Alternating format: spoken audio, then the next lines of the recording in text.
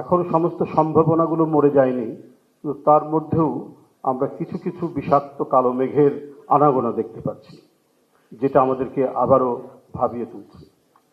পিছনের কথা বলার অবকাশ নেই। আমরা এক ভয়ঙ্কর দুর্বিষহ সময় আমাদের পার করতে হয়েছে। কথা বলা ছিল যেন পাপ, এবং সত্য কথা বলা ছিল আরো পাপ। যিনি সত্য কথা বলেছেন সেটা যদি ক্ষমতাসীন গোষ্ঠীর স্বার্থের বিরুদ্ধে যায়, তার কোনো নিস্তার নেই। নানা ধরনের অত্যাচারের নানা খড়গ তার উপর নেমে এসেছে। সারা দেশব্যাপী মামলা, এবং মামলা জামিন নেওয়ার জন্য এডিটরদের ছুটে যেতে হয়েছে, না হলে তাকে হুমকি দেখানো হয়েছে, না হলে গ্রেফতার করানো হয়েছে। সবকিছু মিলিয়েই তো আমরা একটা ঘন কালো অন্ধকার পার করেছি। কিন্তু এই এই যন্ত্রণা, এই নিপীড়ন, এই আতঙ্ক, এই বিভীষিকা আমরা সবাই যারা মানে অল্প উচ্চারণে কথা বলেছি, যারা বেশি উচ্চারণে বা বেশি জোরালো ভাষায় কথা বলেছে, প্রত্যেকেই কম বেশি আক্রান্ত হয়েছে। সেই আক্রমণের মুখ থেকে আমরা যখন কিছুটা বাঁচার সম্ভাবনা দেখছি, এখনো যে সমস্ত বিষয়গুলি আমাদের সামনে আসছে, এটাও কিন্তু আমাদেরকে ভাবিয়ে তুলছে। নিঃসন্দেহে একজন তরুণ রাজনীতিক, তার মৃত্যু, তাকে আঘাত করা, আহত করে কয়েকদিন পরে সিঙ্গাপুরে তার মৃত্যু হৃদয় বিদারক। আমরা তীব্রভাবে তার প্রতিবাদ করি। যে কারো তার কথা এবং বক্তব্যের কারণে তাকে জীবন দিতে হবে, এরকম মানে এই পরিবেশের জন্য তো এতদিনের এত রক্ত, এত শহীদ, এত যে জীবন চলে গেছে পৃথিবী থেকে, এর জন্য তো হয়নি। তো এটা যেমন আমাদেরকে ব্যথিত করেছে, এবং এর প্রতিক্রিয়ায় আমরা যেটা দেখেছি সেটাও মেনে নেওয়ার মতো নয়। তা কেন হবে?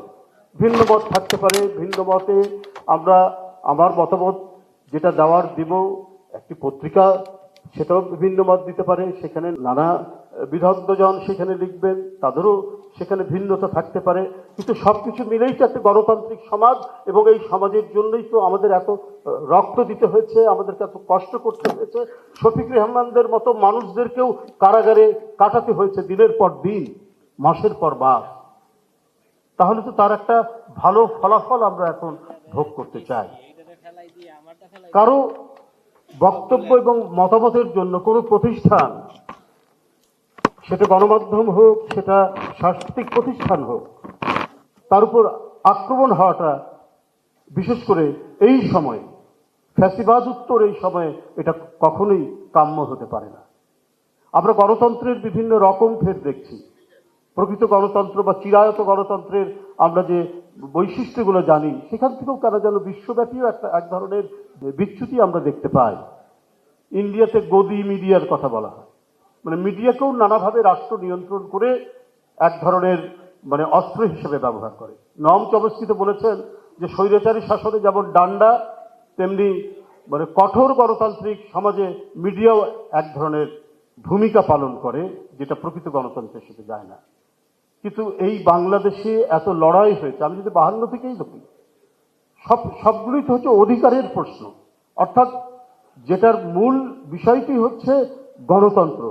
গণতন্ত্র না থাকলেই তো অধিকারহীন, অধিকার হারা হতে হয়।